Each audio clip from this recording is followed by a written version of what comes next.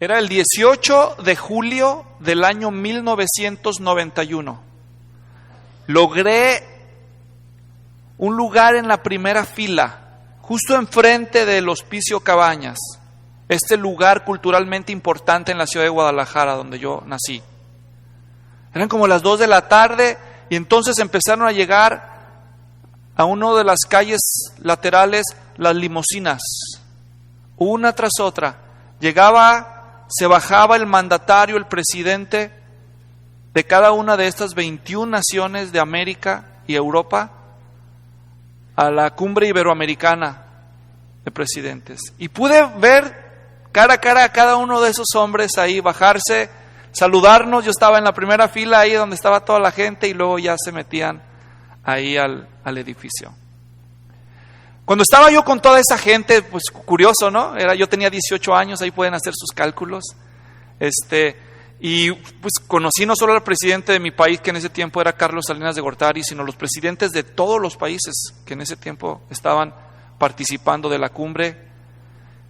Después me acuerdo que volteé y ahí a un lado de mí estaba una persona con el micrófono hablando hacia una cámara y era uno de los reporteros más famosos que yo siempre había visto por televisión. Y ahí estaba él, con la cámara del noticiero, creo que era Telemundo en ese tiempo, y él estaba ahí sacando el reporte. No me quise ver muy naco ahí asomándome para saludar, ¿no? Como muchos hacen. Pero ahí estaba, yo lo vi. Yo vi su estatura, yo lo vi hablando y dando todo el reporte. Más tarde ese día ya me fui a mi casa y cuando estaban pasando las noticias, vi que ese hombre estaba diciendo en el reporte exactamente lo que había sucedido. Y yo fui un testigo ocular de todo eso. Así que yo me di cuenta, no puedo decirlo de todos, pero ese día puedo decirlo, que lo que el reportero dijo desde otro lugar para que fuera visto en muchos países era exactamente fiel a lo que había sucedido. Reportar la verdad es algo muy importante y la gente lo valora mucho. Es tan importante la verdad para la gente que gracias a este deseo de conocer los hechos tal y como sucedieron, ha generado una industria poderosa a nivel global, que es la industria de las noticias. Grandes corporaciones como CNN, la BBC de Londres, RT de Rusia. Bueno, hay cadenas noticiosas que se dedican solamente a eso. Yo creo que en parte esto también nos explica por qué las redes sociales son tan exitosas el día de hoy. Porque ahora, en el momento que suceden los hechos, las personas mismas lo pueden no solo verificar, sino lo que lo pueden compartir y todos pueden ver lo que en verdad está sucediendo. Pero este deseo por conocer la verdad, los hechos verdaderos, no es algo nuevo, porque también en los tiempos bíblicos sucedió. La gente quería saber la verdad. La gente quería conocer de los hechos. Entonces, empezó a soltarse un rumor en los tiempos bíblicos. Así como en nuestros días estamos viendo noticias que conmueven el mundo, todo empieza como un rumor hasta que empezamos a ver los reportes de la gente que está en primera mano.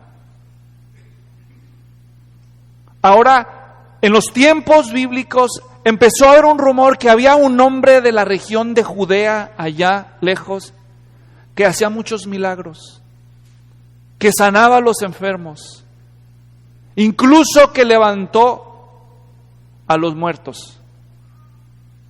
Y esta noticia se empezó a regar de boca en boca por todo el Imperio Romano. Trascendió la frontera de Israel y entonces en los otros países empezó a crecer esto que llamaban cristianismo. Esta nueva creencia, esta nueva noticia no solo llegó a las esferas populares, sino que penetró también a las clases altas, los que llamaban los excelentísimos, así los llamaban en aquel tiempo.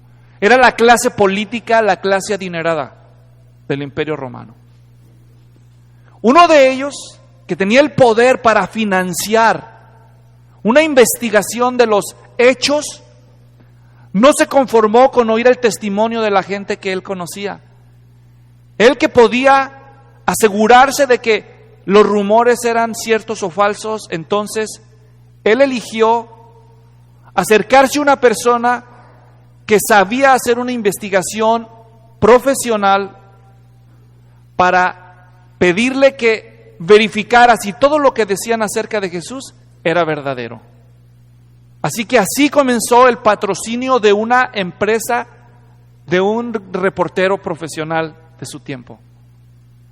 El nombre del adinerado era Teófilo, y el reportero que él contrató de carrera era médico y su nombre es Lucas. Y lo que vamos a empezar a estudiar a partir del día de hoy, el Evangelio de Lucas, es el trabajo final de toda esa investigación. Y a través de lo que Lucas descubrió, visitando los lugares donde Jesús anduvo, entrevistando a los testigos oculares que vieron las cosas, nos quedó como herencia lo que hoy llamamos su Evangelio, el Evangelio de Lucas y el libro de los Hechos. Una obra cumbre en la literatura del Nuevo Testamento. Son 2 tomos de un mismo trabajo. Lucas, sin darse cuenta, vendría a convertirse en el autor del Nuevo Testamento que más aportaría a toda la revelación del Nuevo Pacto. Lucas responde a la invitación de su amigo Teófilo a investigar los hechos de primera mano y se dedica a lo largo de varios años a completar esta misión. Quiero invitarlos a que vayan al Evangelio de Lucas. Hoy vamos a comenzar una nueva serie de estudio basado en este maravilloso Evangelio. Hoy vamos a dedicarnos solamente a los primeros 4 versículos del Evangelio de Lucas, donde es la introducción al escrito. El título de este mensaje es La certeza del cristianismo bíblico. La certeza del cristianismo bíblico. Hay muchos tipos de cristianismos, pero hoy vamos a hablar del cristianismo bíblico. Y vamos a ver a través de estos 4 versículos por qué el cristianismo bíblico goza de tanta solidez, de tanta certeza. Hay 4 cosas que voy a mencionar hoy. En primer lugar, les voy a dar un breve resumen de todo el Evangelio de Lucas para que tengan un panorama general. Y después les voy a mostrar, con base en estos 4 versículos, que el cristianismo bíblico goza de una certeza histórica, de una certeza confiable y de una certeza obligatoria. Esos son los 3 puntos del mensaje de hoy. ¿Por qué quisiéramos estudiar un mensaje como este? Por muchas razones, pero solo voy a mencionar 3. Una persona como usted debe de escuchar este mensaje, en primer lugar, porque vivimos en una era de escepticismo. El escepticismo no solo es el pensamiento más popular en las esferas académicas, sino que es, yo lo llamo, bombardero. El escepticismo, cuando oye del cristianismo bíblico o conoce a los cristianos individuales, atacan de una manera fuerte contra los cristianos. Nosotros debemos estar preparados, entender bien que tenemos respuestas para dar. Segundo, todos los creyentes debemos estar preparados ante los cuestionamientos del escepticismo, pero especialmente los recién convertidos. Cuando una persona es joven en su fe, viene al conocimiento de esta creencia, llega y tiene muchas preguntas. Y este es un evangelio maravilloso para ayudar a este tipo de personas, porque Teófilo era uno de ellos. Así era el que se sintió motivado. Él había creído, ya había dado cierto progreso en su fe, pero no lo suficiente. Él quería algo más sólido. Entonces, Lucas, a través de su trabajo, lo consolida en su fe. Y si usted es un creyente nuevo, estudiar este evangelio y el libro de los Hechos es un libro maravilloso para su necesidad. Y la tercera razón es porque solamente aquellos que tienen una fe bien fundamentada, es decir, hay muchos cristianos que creen lo que les han dicho, pero nunca se han tomado el cuidado de echar raíces en la Sagrada Escritura y fortalecer su fe. Eso es peligroso porque toda su confianza la construyen sobre puras experiencias. Experiencias subjetivas, experiencias a veces místicas, cosas que ellos sienten. El problema va a ser el día que ya no sientan. El día que ya no sientan bonito, el día que ya no sientan, ¿qué van a hacer? Pero hoy les voy a enseñar a través de este pasaje que el cristianismo bíblico no es una fe tonta, es una fe consolidada en hechos que se pueden verificar. Esa es la diferencia del cristianismo, hermanos. El cristianismo es una confianza en los hechos. Por eso no hay una religión en el mundo como el cristianismo bíblico, y nosotros ni siquiera la llamamos religión, pero ellos nos llaman religión. Pero nuestra fe es diferente a todas las demás. No ha sucedido ni una, ni dos, ni tres veces en la historia del cristianismo que escépticos, ateos, en su afán de destruir la fe cristiana, fueron a las fuentes de una manera seria, responsable, fueron a revisar los hechos y terminaron convirtiéndose en cristianos. William Ramsay, C.S. Lewis, Josh McDowell, más recientemente Lee Strobel, todos ellos eran escépticos, enemigos del cristianismo, pero hombres serios en el estudio, que se aplicaron a conocer la arqueología, la historia, las evidencias. ¿Y qué creen que pasó? Como eran honestos en su investigación, se convirtieron en cristianos. Esta es nuestra fe, hermanos, y eso es lo que vamos a empezar a estudiar juntos hoy. Entonces, habiendo dicho eso, pues no queda más que entrarle de lleno al texto. ¿Están listos? Vamos al pasaje de Lucas capítulo 1, versículos 1 al 4. Ahora se imaginarán, el estudio de este evangelio nos va a tomar mucho tiempo. Y cuando terminemos Lucas, vamos a seguirle con Hechos si Dios nos presta vida. ¿Ok? Por si alguien quiere empezarlos a estudiar. Lucas 1.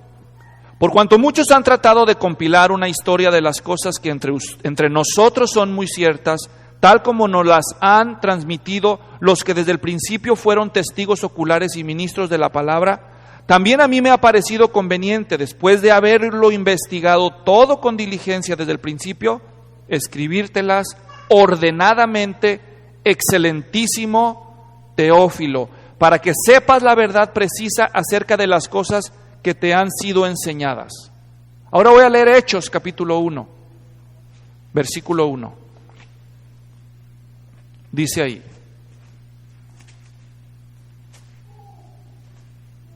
en el primer relato que escribí, Teófilo, trato de todo lo que Jesús comenzó a hacer y a enseñar, hasta el día en que fue recibido arriba, después de que por el Espíritu Santo había dado instrucciones a los apóstoles que había escogido. Ahí es donde se acaba Lucas.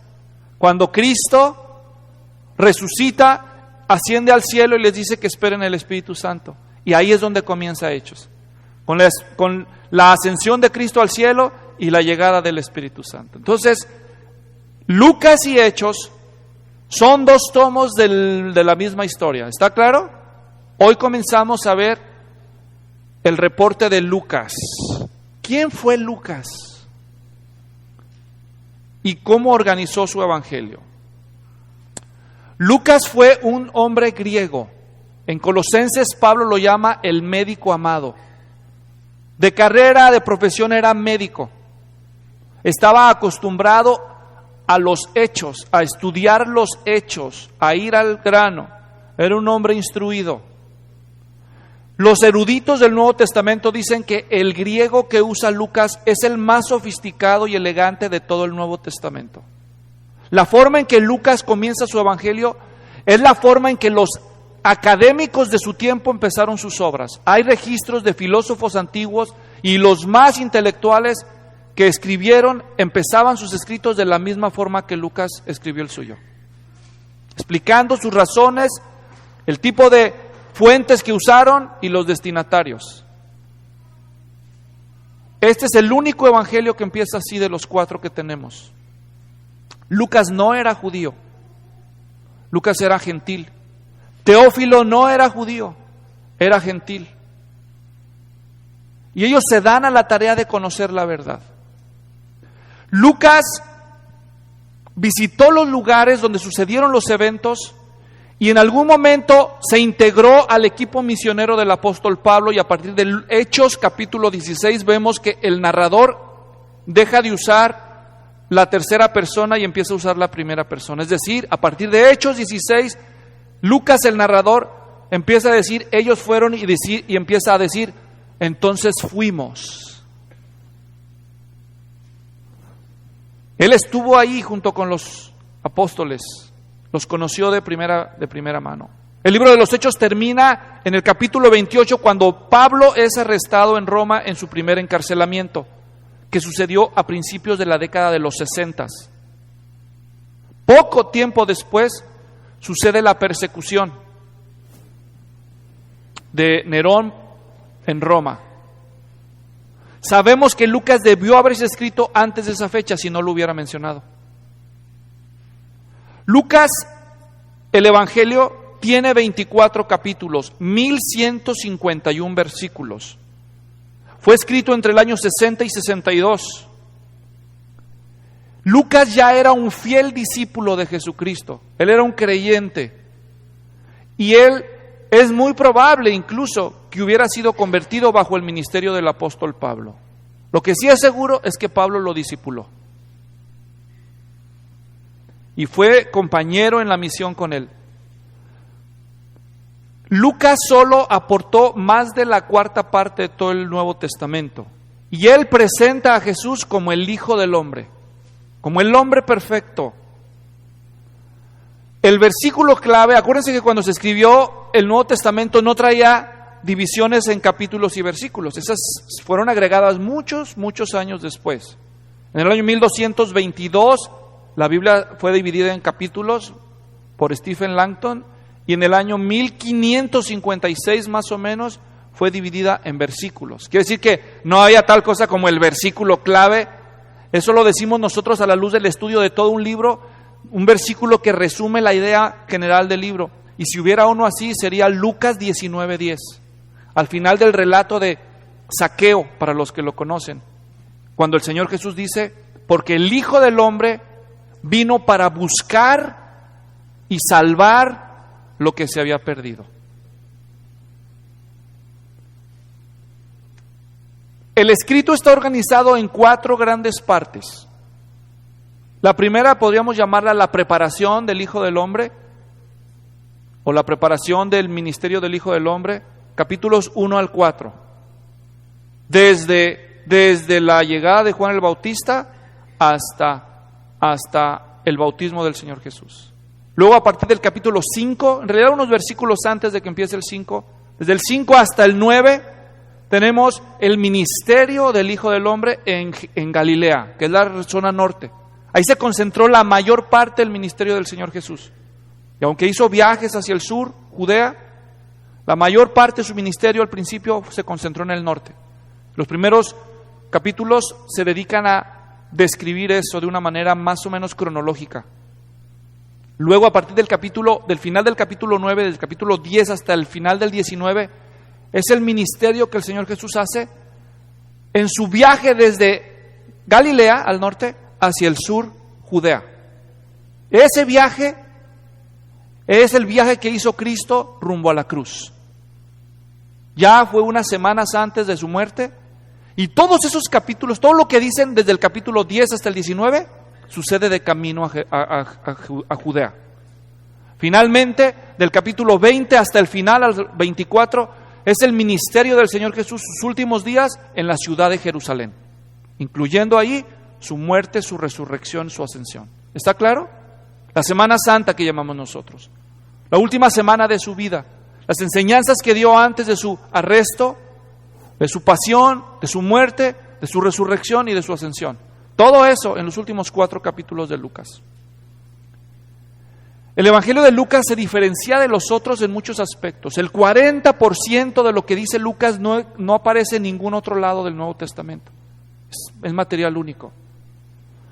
Lucas tiene un énfasis muy especial en su escrito por el amor que Dios siente por todo tipo de personas. Cuando lees Mateo te das cuenta que hay un énfasis muy marcado en los judíos. Lucas desde el principio tiene un enfoque bien claro en cómo Dios se interesa en todas las personas. Para empezar, él mismo no es judío. Segundo, el destinatario de su escrito tampoco es judío. Todas las historias que encuentras en Lucas ves el amor de Dios por los samaritanos, por las mujeres, por los leprosos, por lo que en ese tiempo eran grupos marginados, gente en desventaja. El Evangelio de Lucas también se distingue por mostrarnos que el reino tan esperado del Mesías que se cumplía en Jesús era una especie de reino al revés. No por poder, sino por humildad.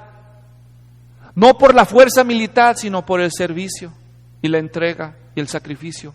Y empezamos a ver este descubrimiento que Jesucristo cumple la expectativa mesiánica de una manera inesperada, invertida de lo que la mayoría esperaba.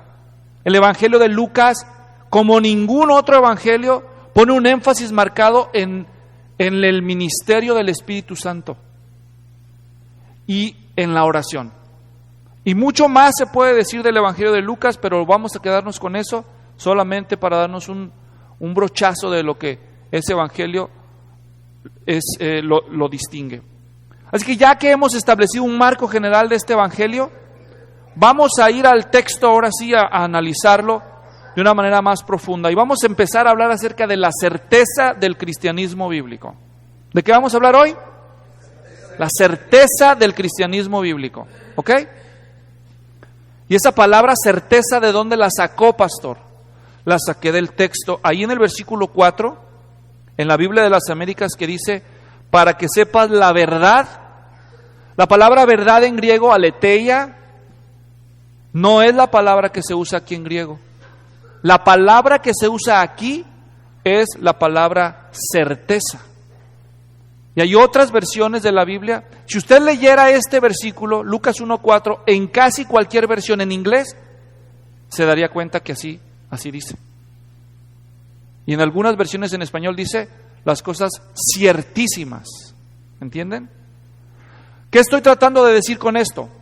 El versículo 4 nos dice que Lucas escribió este libro para que Teófilo no solamente fuera informado, ahí dice claramente, sino para que comprendiera la certeza de estas cosas que le estaba diciendo.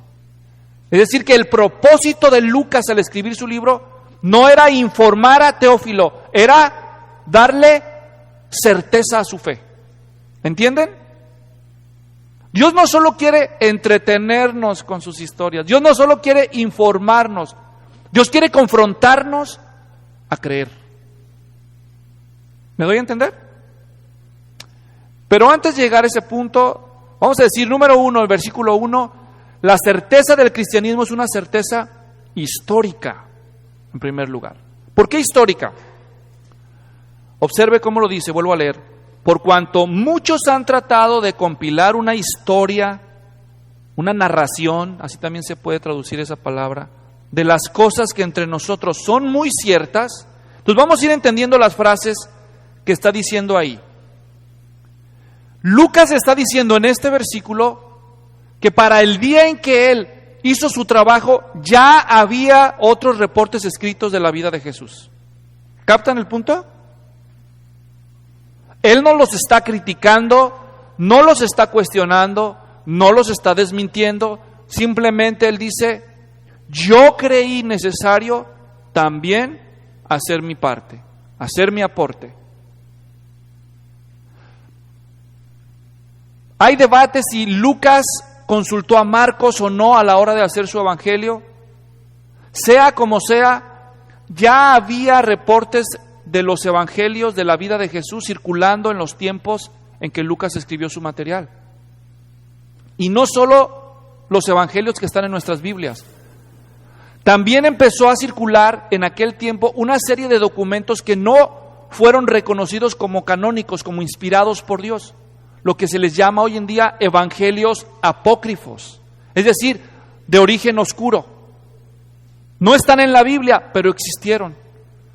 Tenían reportes de cosas que el Señor Jesús dijo e hizo, que se encuentran en los evangelios, pero otras que no se pueden verificar.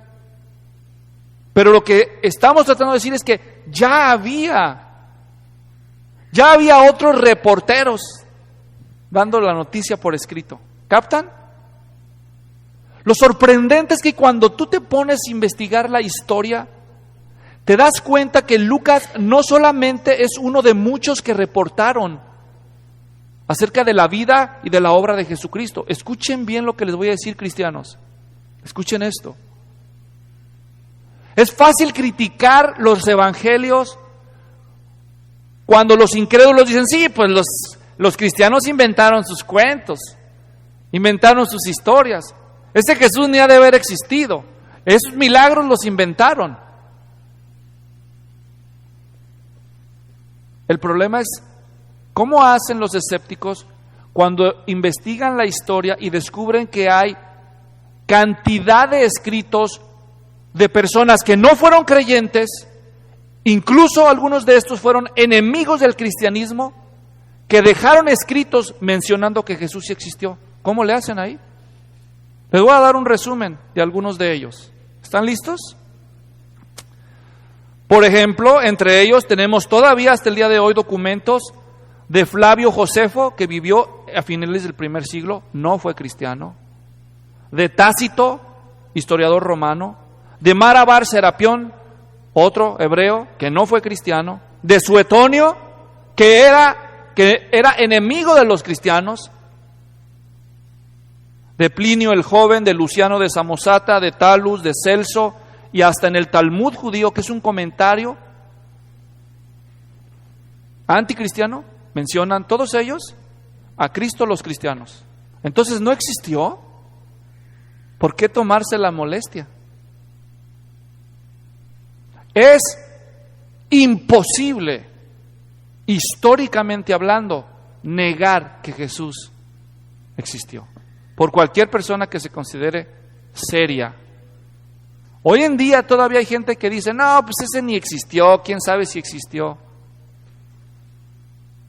Sin afán de ofender, eso nada más evidencia la ignorancia de la gente.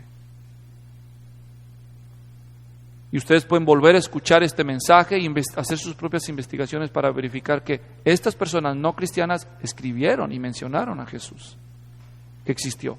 Algunos hasta mencionaron los milagros de Jesús.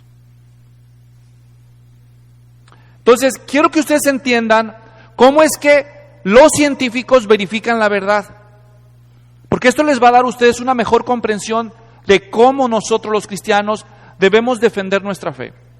Hay dos formas desde la plataforma científica que se verifica la verdad. Una es son dos métodos diferentes para verificar la verdad. Uno es lo que se llama el método científico. El otro es lo que se llama el método histórico. Explico para los que no saben de lo que estoy hablando. El método científico es colectar las evidencias y las variables y ponerlas bajo un ambiente controlado y repetir un ensayo una y otra vez para siempre obtener el mismo resultado, para verificar una hipótesis. Es lo que se hace en los laboratorios. ¿Me doy a entender? Se hace siempre las mismas pruebas, siguiendo los mismos protocolos para obtener los resultados adecuados. Y así, a través de este método, se puede verificar si algo es cierto o no con base en las muestras que se colectan en el tiempo presente. Ese es el método científico, pero escuchen bien. Ese no es el método que se usa para verificar hechos pasados. Eso solamente se puede usar para verificar efectos presentes. Para verificar hechos del pasado se usa otro método en el ambiente científico y se llama el método histórico. ¿Cómo se llama el método?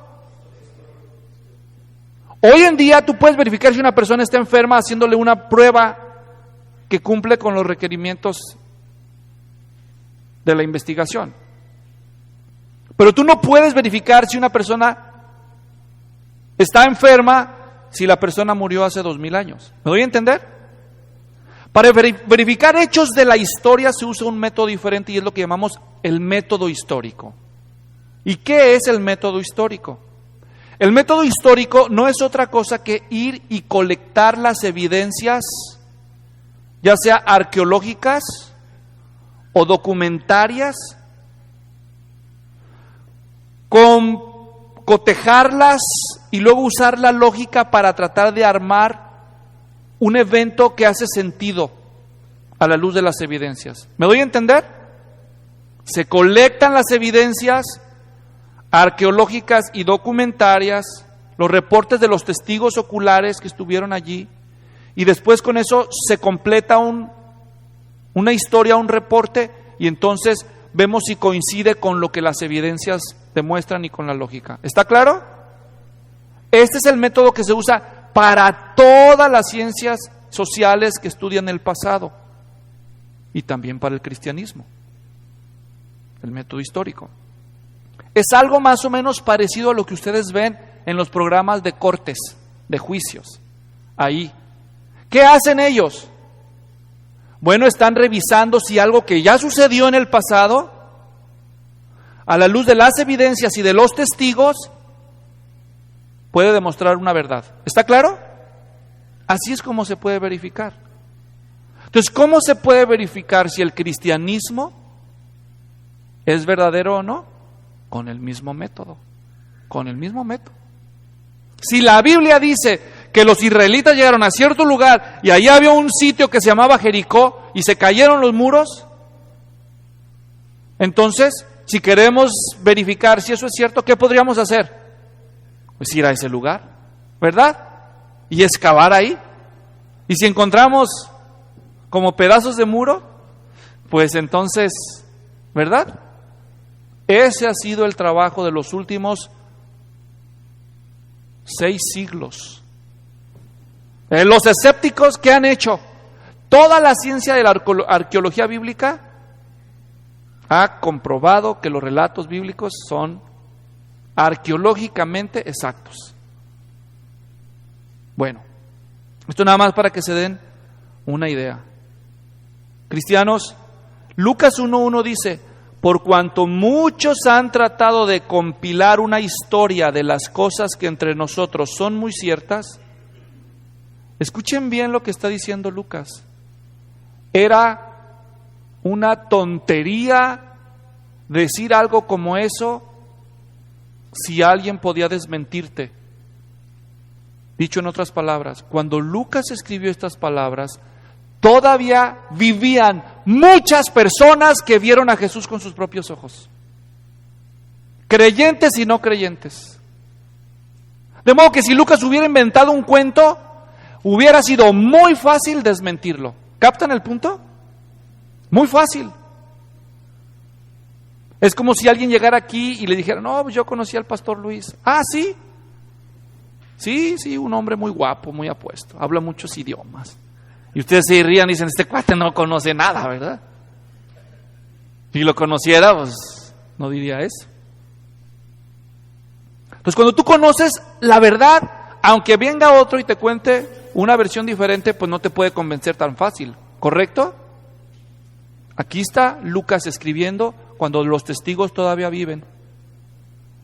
Ellos pueden desmentirlo fácilmente. Entonces, la historicidad de Jesús es incuestionable. ¿Sabe qué debería producir eso en nuestra fe? Certeza, ¿o no? Por eso decimos que la certeza del Evangelio es una certeza, en primer lugar, histórica. Pero no solo es una certeza histórica. El cristianismo bíblico además tiene una certeza confiable.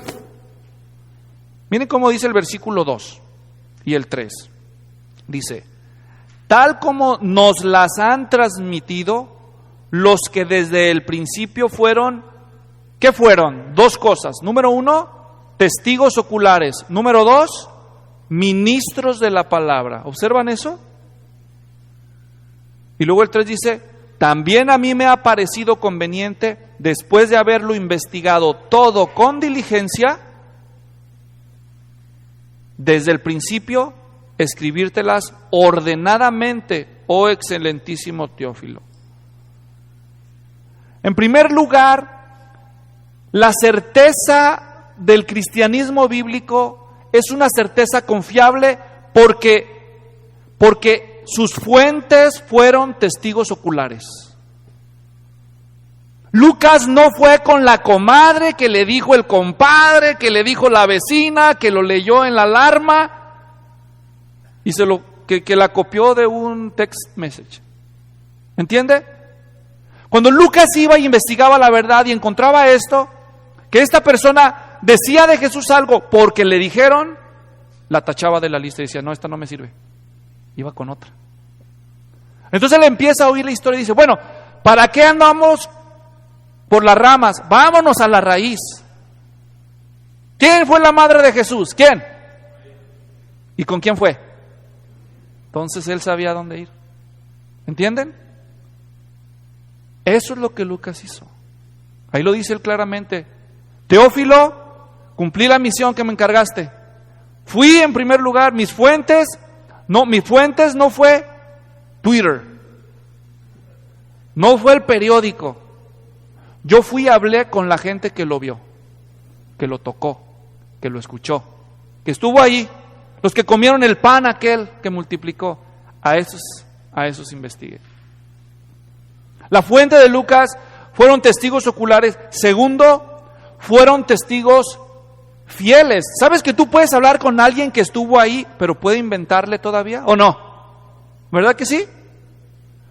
Entonces, hay diferentes tipos de personas que dan reportes, pero unas ni estuvieron ahí. Ahora, las que estuvieron ahí pueden ser como los judíos cuando supieron que el Señor Jesús resucitó, inventaron una historia para justificarse, que los discípulos se habían robado el cuerpo. ¿Se acuerdan? Ellos vieron las cosas, pero ellos rechazaron la verdad, inventaron mentiras. Lucas no solamente se ocupó de ir a los testigos oculares, sino que él fue con testigos que fueron fieles a lo que pasó. ¿Cómo lo sabemos? Porque la palabra que usa él ahí en el versículo 2, cuando los llama ministros de la palabra, esa palabra en griego es una palabra que suena más o menos así, hipéretes. ¿Y qué era un hipérete? Un érete era remero, literalmente en griego érete es remero. Y un hipérete es un remero de abajo, así significa el término, pero un término que se usaba para referirse a una persona obediente o subordinada. Les voy a explicar. En los tiempos bíblicos no había lanchas con motor a propulsión. Los barcos se movían entre las velas y los remos. ¿Está claro? Entonces los barcos de aquel tiempo tenían los nautes, eran los que trabajaban en el barco, pero había un tipo de nautes, de navegantes, que su trabajo era ser contratados para remar. Quizás han visto hasta esos barcos que tienen remos, así que salen por la parte baja de la cubierta. Entonces ahí había asientos y ellos remaban. A veces que a los esclavos los ponían a hacer trabajo, pero normalmente eran empleados, contratados para remar. Y ese término se empezó a usar para otros aspectos que no eran marítimos. Y el término comunica una idea de sumisión, de obediencia. Explico esto porque Lucas está diciendo que los testigos oculares que él consultó fueron ministros de la palabra. Es decir, no solo fueron personas que vieron los hechos, sino que quedaron tan convencidas de los hechos, porque estas personas no solamente vieron los hechos, sino que convivieron con Jesús, al punto que se convencieron y después fueron enviados a comunicar las cosas exactas como Jesús lo mandó, la pura verdad. Hay otras palabras que se usan en el Nuevo Testamento griego para describir diferentes tipos de subordinados. Y voy a explicarlas rápidamente por cuestión de diferencias. En griego existe el término doulos, que significa esclavo. Pero estos no se les llama doulos, se les llama hipéretes, porque los hipéretes eran libres, pero todavía eran sumisos. Hay un término que se llama diáconos, y se traduce servidor, o diácono, o ministro a veces. El diácono, el énfasis del término diácono es en la tarea que él hace. Pero el diácono no necesariamente tiene ninguna relación con el que le da la orden. El diácono era literalmente el mesero. La gente llegaba a un mesón, a una casa que vendía comida y le tomaban la orden y le daban su comida. No había ninguna relación entre el que daba la orden y el mesero. El mesero se concentraba en hacer su tarea. Pero estos no eran personas que se concentraban solamente en hacer su trabajo. Los hipéretes se distinguían de los esclavos porque eran libres y de los servidores, de los diáconos, porque ellos tenían una relación con la persona a la que estaban subordinados. Los hipéretes habían aprendido su tarea de su maestro. Los diáconos no necesariamente. Había una relación personal entre la autoridad y el subordinado, que era llamado hipéretes. Y por consiguiente, cuando él era despachado a cumplir su tarea, gozaba de cierto nivel de autoridad, porque él había tenido una relación personal con la autoridad. Ese es el tipo de personas a las que Lucas entrevistó. Y el énfasis de todo lo que estoy diciendo es para decir una cosa. Estos hombres tenían en su conciencia un deber muy profundo de decir la verdad, de decir las cosas como fueron, sin ponerle ni quitarle. Porque ellos tenían una relación con Jesucristo y una relación de sumisión, de ir y llevar el mensaje tal y como sucedió, sin ponerle ni quitarle. Por eso estamos diciendo que la certeza del cristianismo bíblico, a la luz de versículos como este, es una certeza confiable, porque su fuente son testigos oculares y son testigos fidedignos, fieles al reporte que deberían de dar. Pero no solamente es eso. Las fuentes de Lucas no solamente tuvieron testigos oculares, testigos fidedignos, sino que además tuvieron varios verificaciones. Observen el texto, dice claramente. No dice en el versículo 2, tal como me la han transmitido, sino que dice como nos la han transmitido.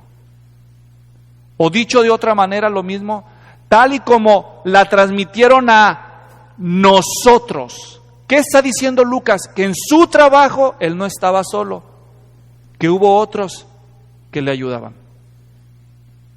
Había muchos testigos que entrevistar, muchos lugares, y probablemente hubo etapas en el proceso de la redacción del Evangelio que Lucas se apoyó de algunos otros seres humanos para completar este reporte. Y así, entre más se puede verificar los hechos si son ciertos o son contradictorios. ¿Están captando el punto? Todavía estoy diciendo por qué la certeza del cristianismo bíblico es confiable. Porque sus testigos fueron oculares, porque sus testigos fueron fieles, porque los que lo verificaron fueron muchos, y también porque Lucas se comprometió a dar un reporte ordenado. ¿Observan el texto que lo dice? Dice en el versículo 3, también a mí me ha parecido conveniente, después de haberlo investigado todo con diligencia desde el principio, escribírtelas como ordenadamente. Lucas tuvo el cuidado, es el evangelio que tiene el arreglo más cronológico de los 4 evangelios. Los otros evangelios, especialmente Mateo y Marcos, también tienen cierta progresión cronológica, pero tienen mucha más flexibilidad en cuanto a los temas. Así que ellos mueven a veces de la secuencia cronológica algunos eventos para acomodar sus temas y sus argumentos de sus libros. Pero Lucas, aunque tiene paréntesis temáticos en su evangelio, Lucas es mucho más comprometido con la secuencia cronológica de los eventos en la vida del ministerio del Señor Jesús. Un compromiso real. Ahora, Capten esto, cristianos. Cuando Lucas escribe, el versículo 3 dice, también a mí me ha parecido. Esa palabra parecido literalmente significa pensar, considerar. Así traducen otras versiones. He considerado, he pensado. Es decir, Lucas estuvo un momento oyendo las historias de los evangelios, de la vida de Jesús, lo que la gente decía, quizás ya conocía a otros, él mismo era cristiano y decía, ¿sería bueno? Seguramente, ¿sería bueno que alguien hiciera una biografía del Señor Jesús y de su mensaje? Pero así bien exacto, así como los rigores más académicos de nuestro tiempo, para que todos estos escépticos dejen de dar excusas de que nada más leen novelas y cuentos, sino alguien que haga un estudio así bien. ¿Quién lo hará? ¿Quién lo hará? Pues lo voy a hacer yo. Lo voy a hacer yo, dijo. Yo lo puedo hacer. Yo sé cómo se hace eso. Yo puedo hacerlo, yo quiero hacerlo. Sí. Y hubo un momento en su vida que Lucas tomó no solo la deliberación mental, sino tomó la decisión de emprender esa gran obra. Él no sabía en qué iba a terminar esto, pero él todo lo comenzó a través de ¿qué? De una decisión que sucedió en el interior de su corazón. ¿Captan eso? Él lo decidió y después se entregó a la tarea, empezó a ir a los lugares, empezó a conocer a los testigos oculares, a levantar los reportes, visitar un lugar, apoyarse y empezó a construir esta fuente de datos, y luego él tomaba nota del orden de los eventos y empezó a construir su libro hasta que él terminó no solo el Evangelio, sino el libro de los Hechos. Ahora escuchen esto. No creo que Lucas, cuando empezó todo, no creo que Lucas aquel día, no sé si fue en la mañana o en la tarde o esa noche, pero no sé si Lucas, el día que tomó esa decisión en su corazón, en su mente, ha de haber pensado algo como esto. Dijo, ay, hoy voy a empezar el Evangelio según San Lucas, inspirado por el Espíritu Santo. Ay, voy a empezar otro pedazo, el 24.8% del Nuevo Testamento que algún día se completará, me toca a mí empezarlo. Espíritu Santo, inspírame.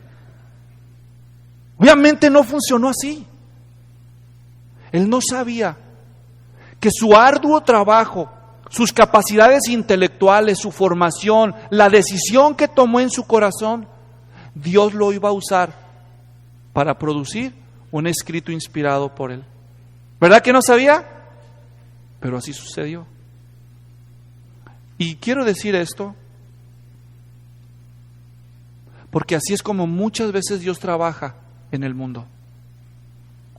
Y no estoy diciendo que Dios va a producir otros libros inspirados a través de nosotros. Lo que estoy diciendo es que, como principio, mucho de lo que Dios hace en este mundo comienza cuando sus hijos y sus hijas toman decisiones en su corazón de emprender algo para la gloria de Dios con las capacidades y talentos que Él les dio. Cuando tú piensas hacer algo por Dios y tú lo decides, tú a veces no sabes los alcances en los propósitos de Dios. Por eso yo los insto en el nombre del Señor a tener iniciativa, a no ser miopes solamente usando sus talentos para su propia conveniencia y gloria, sino que usen sus capacidades, sus talentos para servir a Dios. Porque tú no sabes hasta dónde Dios va a tocar y transformar este mundo cuando tú le pones a sus pies tus dones. Si lo que tú sabes es hacer tortillas a mano, o lo que tú sabes es armar satélites y enviarlos al espacio,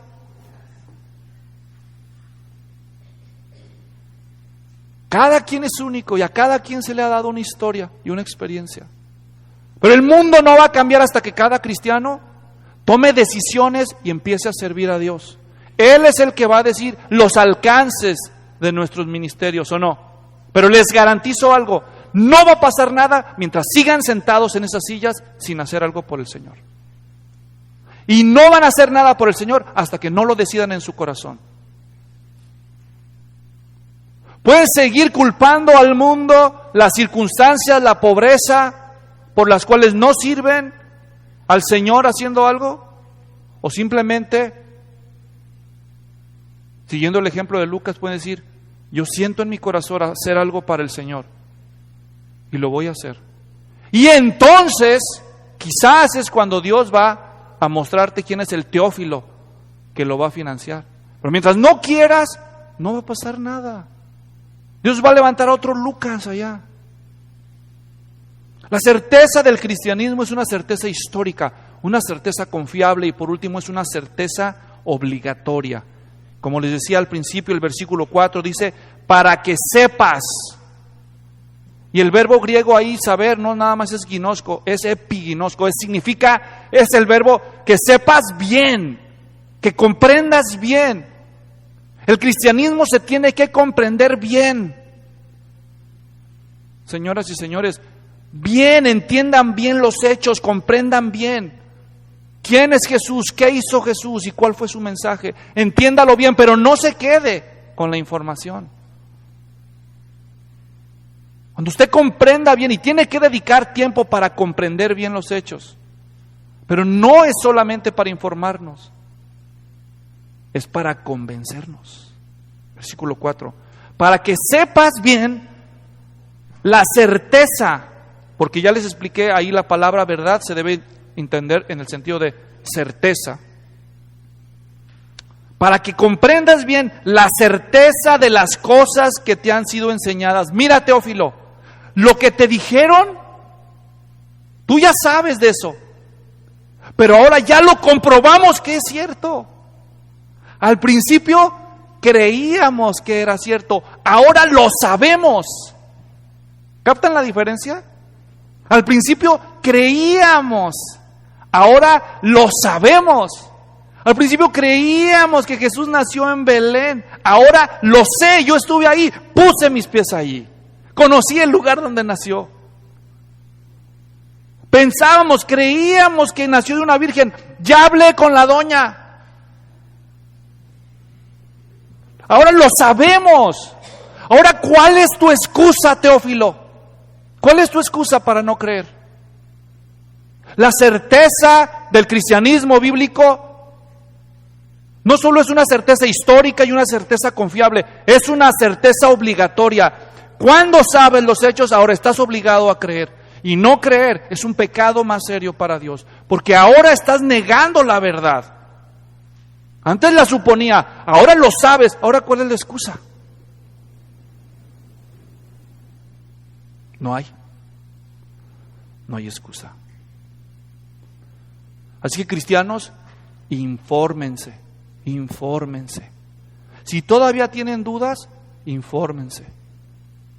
Para eso estudiamos teología, para verificar lo que dice. Para eso estudiamos apologética. ¿Cuáles son las evidencias cristianas? Por ahí hay una iglesia que tiene una escuela de liderazgo, por cierto. Les puedo dar una recomendación para que los admitan si quieren estudiar más profundamente. ¿Ok?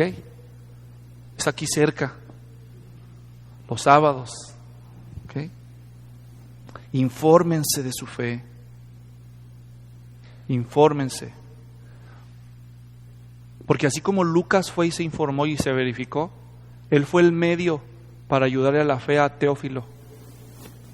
Y aquí en este salón, solo si usted dice que es cristiano, o usted es un Lucas o usted es un Teófilo.